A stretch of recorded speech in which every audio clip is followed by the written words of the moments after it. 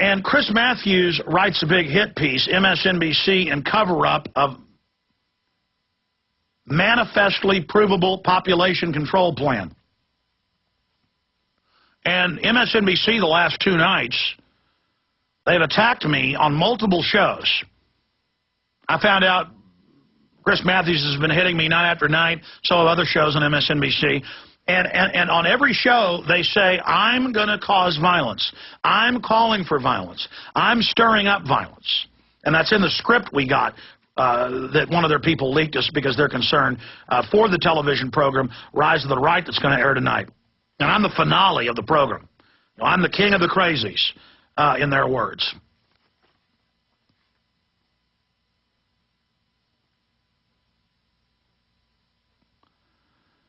And they just said that I'm completely insane and there's no plan to reduce world population.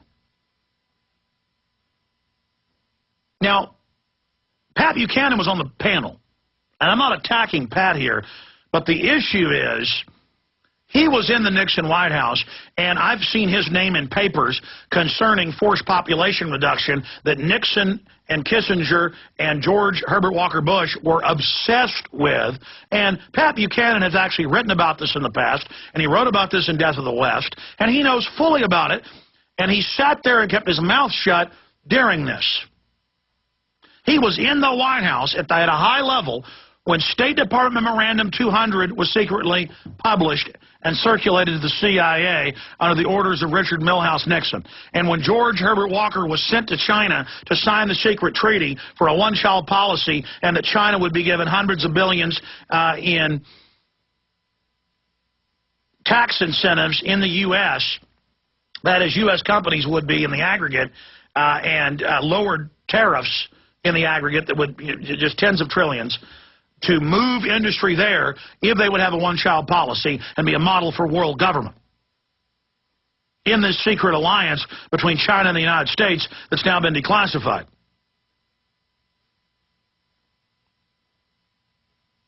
Where the two countries actually looked at nuking Russia together.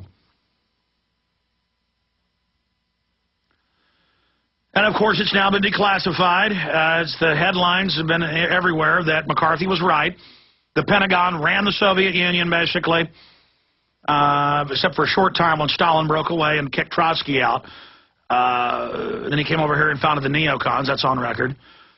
And that they put him in power, and that Mao Zedong was put in power by the CIA in '49. I mean, that is all declassified now. Think of how monstrous and evil our government is.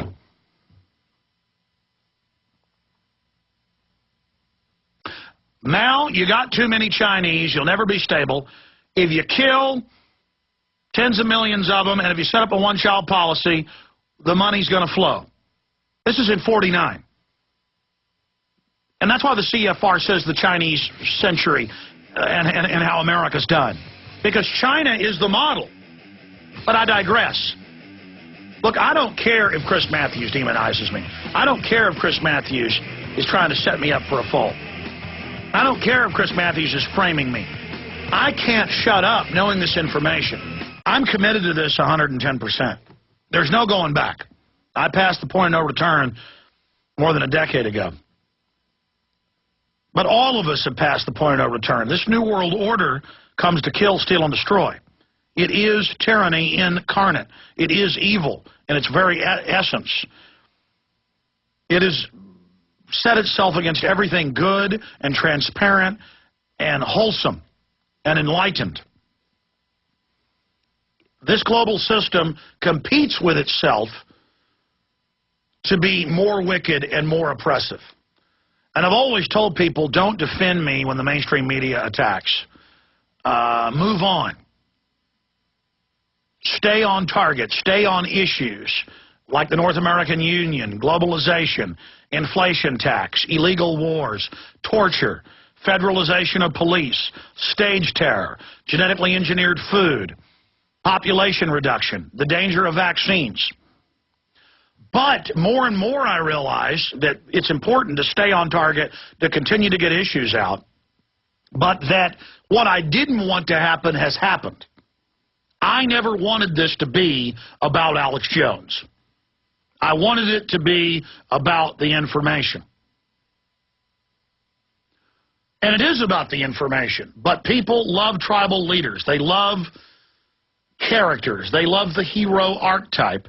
And so much of my message now, which is just the reality of what's happening in the world, is now bound up in my identity, bound up in my name, bound up in the symbol of what I am and how people perceive me. And I like to screw around. I like to play the part of characters and joke and have some fun.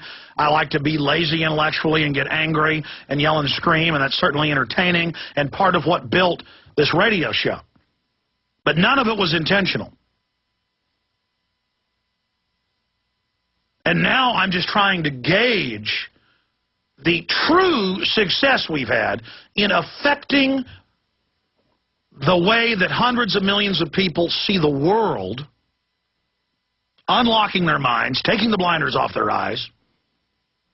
And now I am being directly targeted by the system. And as Gandhi said, first they ignore you, then they laugh at you, then they attack you, then you win. But many people don't make it to the final process. The idea makes it to the winning, but many times the leader doesn't make it out, in fact, most of the time, of the then they attack you phase. And to have Chris Matthews, the Southern Poverty Law Center, the ADL, the New York Times, Time Magazine, Newsweek, the London Guardian, Salon, hundreds of other publications, lying about me and saying that I'm basically calling for violence and that I want people to kill cops. Do you know why that's being done? That is being done so when they kill me deader than a hammer, it can be sold as, well, he deserved it. He was messing with our precious protectors. Or when they stage a terror attack, so it can be blamed on yours truly. I've now entered that zone of intensifying danger. And the funny thing is, I'm not concerned about that in the least. In fact, it's invigorating. And not at an emotional level, not at an adrenaline level, but at a spiritual level. It is extremely purifying, satisfying, deep down, to know that I set out to fight corruption, I set out to fight the scientific dictatorship, I am disgusted at every level by tyranny, and now I have the attentions of the dragon, which means I have irritated the dragon. Which means the dragon is not invincible. And if I've had this much success with all of my problems, think of the success you can have. So don't get caught up in thinking you've got to do a perfect job. Just engage the evil.